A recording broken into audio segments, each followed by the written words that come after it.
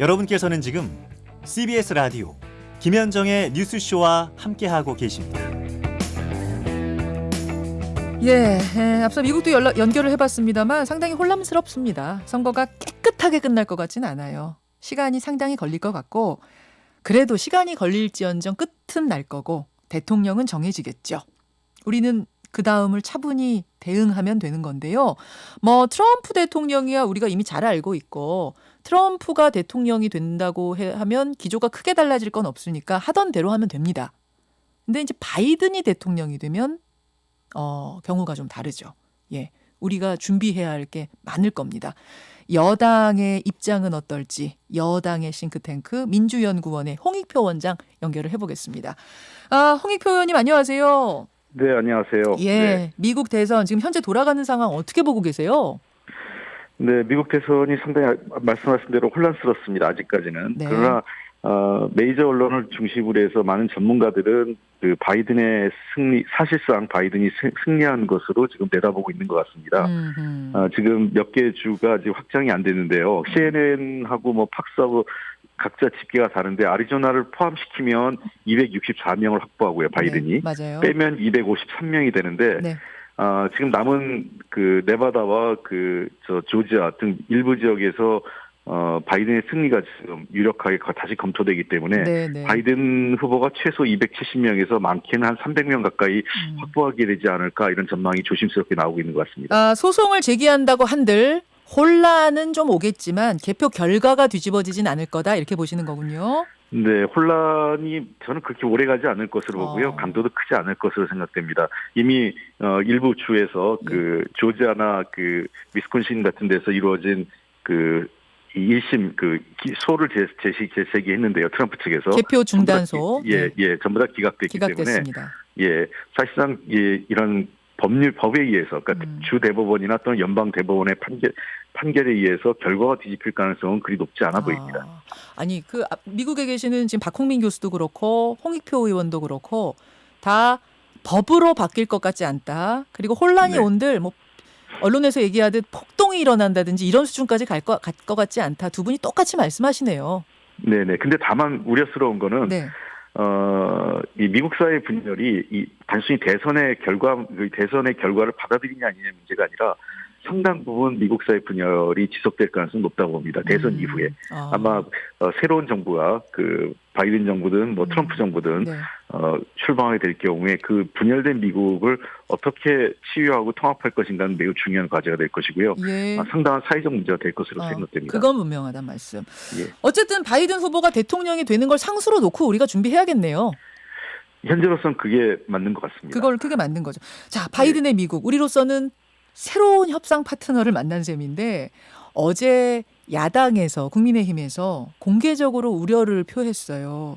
당정청에 바이든 인맥이 없습니까? 그렇지 않습니다. 자꾸 바이든과 누가 만났느냐 안 만났느냐 자꾸 얘기하는데요. 바이든 정부에 참여하는 사람이 되게 과거 클린턴 정부와 오바마 정부에서 일했던 분들 아니겠습니까?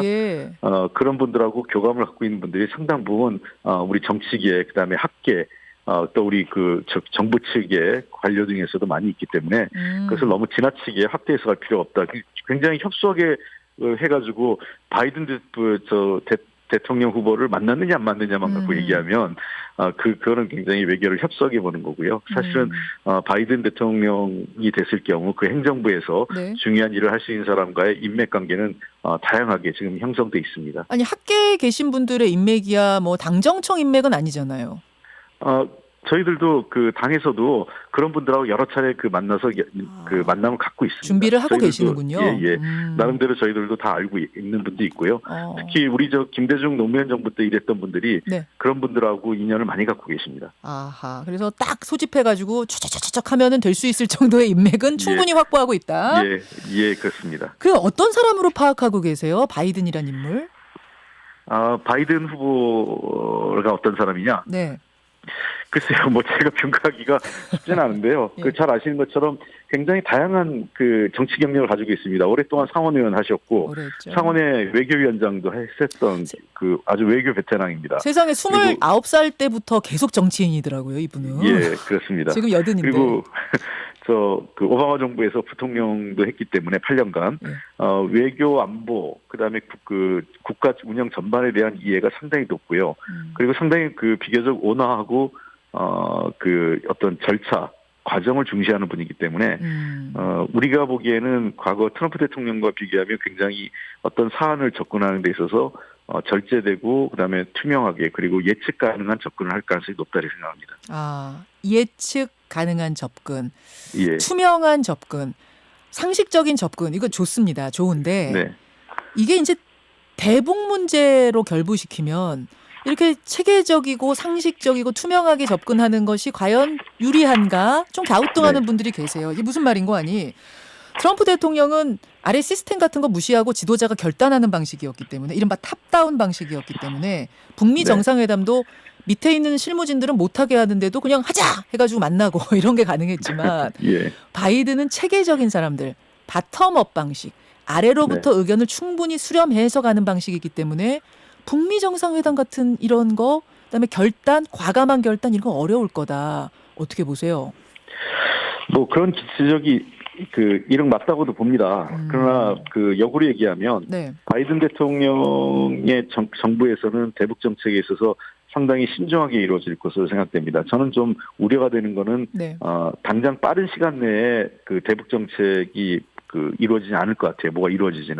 왜 그러냐면 미국에서는 저 장관이나 또는 내각을 구성하는데 상당한 시간이 필요합니다. 네. 청문회도 거치고 하기 때문에. 그래서 사실상 그 대북 정책을 리드할 수 있는 라인업 구성에 상당한 시간이 걸릴 것이고 미국 국내 문제 하다 보면 내년 상반기까지는 사실상 대북 정책이 제대로 작동하지 않을 가능성이 하나 우려가 되는 게 있고요. 내년 상반기까지 그러니까 바이든의 뭐 대북 정책의 방향이 어떻고 저떻고 이런 거 다 차치하고 라인업 네. 꾸려지는 데만 해도 그래서 대북 그렇습니다. 문제에 고개를 돌리는 데까지만 해도 상반기가 다 간다. 예, 일정한 시간이 필요합니다. 예, 그건 정권이 바뀌었을 때 나타난 불가피한 현상이기 때문에요. 네. 그러니까 우리 정부 입장에서는 그 시간을 어떻게 관리할 거냐가 굉장히 중요한 과제입니다. 그리고 북한도 그 시간 동안 어떻게 인내하고 그 미국에게 자기들의 그 비핵화나 또는 북미 관계 개선에 대한 의지를 어떤 방식으로 미국에 전달하냐가 북한에게도 상당한 숙제라고 생각하고요. 미국 역시 그 기간 동안 실제 대북 정책이 가동하기 어렵다 하더라도 어떤 그 돌발 상황, 그러니까 관계를 악화시키지 않는 어떤 일이 일어나지 않도록 할 수 있는 관리할 수 있는 역량이 그래서 내년 상반기 제가 보기에는 한 7, 8월까지 네. 이 남북 관계를 또는 한반도 문제를 어떻게 안정적으로 관리하냐가 이 3국 남북미 또한 중국을 포함한 4개국이 굉장히 네. 중요한 과제라고 생각을 하고요. 아까 말씀하신 대로 바텀업 방식이라는 게 저는 뭐 당연히 그 바이든 정부에서는 바텀업 방식을 할 것으로 생각을 합니다. 당연히. 네. 그러나 분명한 것은 네. 이 탑다운 방식과 바텀업 방식이 서로 같이 조화를 이루지 않으면 어렵다는 거죠. 실제 트럼프 정부에서는 탑다운 방식을 했지만 아무런 진전이 일어나지 않았거든요. 탑다운 방식을 했기 때문에 북미 정상회담 같은 드라마는 썼지만 그다음에 안 됐어요. 실질적인 진전이 이루어지지 않았기 예, 때문에 예. 그래서 중요한 거는 제가 늘 얘기하지만 워싱턴의 합의가 중요합니다. 워싱턴의 합의라는 것은 첫째는 백악관과 그 대통령과 백악관의 뜻이고요. 두 번째는 의회입니다. 그 세 번째는 생크탱크를 비롯한 전문가 집단인데 네. 이 3자의 그 조율이 이루어져야 된다기 때문에 그거는 필요하면 탑다운 방식으로 해야 될 때가 있고 어떤 때 주로는 아마 대부분의 한 98, 90%는 이 바텀업 방식으로 해야 됩니다. 그런 우리가 그렇기 때문에 더 중요한 것은 네. 이 한미 관계에 있어서도 정상회담보다 더 중요한 게 공공외교입니다, 이제는요. 예. 그러니까 그 바이든 대통령의 정책 결정은 미국 그 워싱턴에 있는 싱크탱크나 또는 전문가들의 의견 그리고 그 관료 집단의 의견을 수렴해서 최종적으로 대통령의 뜻을 결정하는 거기 때문에 네. 사전에 그런 공공회의를 통해서 워싱턴의 싱크탱크나 어떤 전문가 집단 이익단체들의 충분히 우리의 국익이나 한국의 이해와 관련된 것을 설명하고 네. 그들을 통해서 바이든 정부의 의견이 올라가는 그런 공공외교 활동이 매우 중요해졌다고 생각합니다. 그 바이든 대통령도 김정은 위원장을 만나겠느냐 그런 건 어렵지 않겠느냐 아니다. 그 오바마 때랑은 달라졌다 만날 수 있다 막 의견들이 분분한데 홍 의원님은 네. 어느 쪽을 보세요? 저는 오바마 때하고 똑같이 가지는 않을 것으로 생각합니다. 왜냐하면 미국 내에서도 오바마 정부의 그 전략적 인내가 사실상 북핵 문제를 그 제어하지 못했다라는 비판적 평가가 있거든요. 실패한 정책을 바이든 정부가 반복할 가능성은 없다고 생각하고 지난 2020년 10월 예. 그 대선 TV 토론 과정에서 북한이 핵 능력을 축소하는 데 동의하는 예. 조건으로 김정은 위원장 만날 용의가 있다고 바이든 후보도 얘기를 했습니다. 토론회. 예. 예. 물론 뭐 어떤 상징적이기 때문에 실제로 만날지 의지가 있는지는 좀 더 확인해 봐야겠지만 재밌는 것은 최근에 바이든 대통령 후보의 보좌관을 했던 분이 한국에 한번 오셨어요. 그래가지고 제가 따로 별도로 만났는데 예. 그분이 한 얘기가 그 두 가지를 얘기합니다. 왜 우리가 물어봤죠. 예. 전략적 인내로 가는 것 아니냐. 오바마 정부에 했더니 두 가지에서 아니라고 얘기를 합니다. 뭡니까? 첫 번째는 그 당시 오바마 정부도 인게이지먼트, 북한에게 개입하려고 했었는데 하지 못한 이유가 뭐냐면 집권 초기에 바로 뭐 천안함 사건, 연평도 사건 그리고 북한이 연이은 핵 미사일 실험 등이 이어지면서 네. 사실 오바마 정부가 북한하고 대화를 할 모멘텀을 찾지 못했다. 모멘텀을 못 찾았다. 예. 하고 싶었다. 우리도 개입하고 그렇습니다. 싶었다. 예. 예. 그리고 두 번째는 당시 한국 정부가 이명박 박근혜 보수 정부였기 때문에 미국 정부가 적극적으로 인게이지하고 개입하려고 하는 것에 대해서 동의하지 않았다라는 두 가지 이유를 지적을 했습니다. 그래요? 그래서 지금처럼 북한이 뭔가 평화 핵 문제와 관련돼서 추가적인 위협이나 조치가 없고 한국 정부가 그 비핵화 프로세스와 관련돼서 미국과 적극적으로 조율해서 미국이 한반도 문제에 개입하는 것을 인정한다면 우리도 할 의미가 있다라고 얘기를 했습니다. 이거 중요한 얘기네. 보좌관을 지금은 안 해요, 그분이? 과거에 보좌관을 했고요. 지금은 워싱턴의 싱크탱크에 계신 분입니다. 싱크탱크에 있습니까? 그러면 계속해서 바이든하고 뭐 의견을 주고받고 영향을 주는 분이네요. 그렇습니다. 네. 성함이 어떻게 된 비밀인가요? 네, 뭐 비밀까지는 아닌데요. 나중에 다 밝혀지긴 하겠지만 여러 사람이 다 만났고 국민의힘 의원들도 만나셨습니다. 성함이 그럼 어떻게 알아도 되겠네요, 제가. 예. 프랭크 자누치라고 맨스필드 재단의 그 수소장으로 계신 분. 그렇군요. 알겠습니다. 알겠습니다. 하여튼 바이든도 김정은 만날 수 있다. 못 만날 이유는 없다. 오바마 때와는 달라졌다. 그런 말씀. 너무 걱정하지 말아라. 예. 민주당 민주연구원의 홍익표 원장 지금 만나고 있습니다. 원장님 시간이 없지만 제가 한 가지만 좀 국내 정치 이슈도 질문을 드릴게요. 네.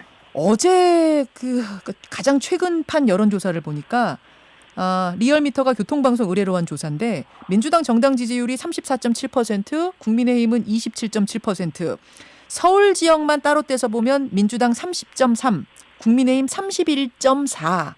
국민의힘이 역전을 했어요. 서울에서. 네. 이거 어떻게 보고 계십니까? 근데 모르겠어요. 이제 여론조사를 갖고 제가 왈가불가 하긴 좀 그렇긴 한데, 리얼미터 조사 중에 서울 여론조사가 굉장히 좀 튀는 게 있어요. 그 이전부터 그 지지율이 굉장히 등락폭이 좀 큽니다. 상대적으로. 그래서 저는 그 리얼미터 측에서 이 문제에 대해서 한 번 더 왜 그런지를 좀 검토해 봤으면 좋겠고요.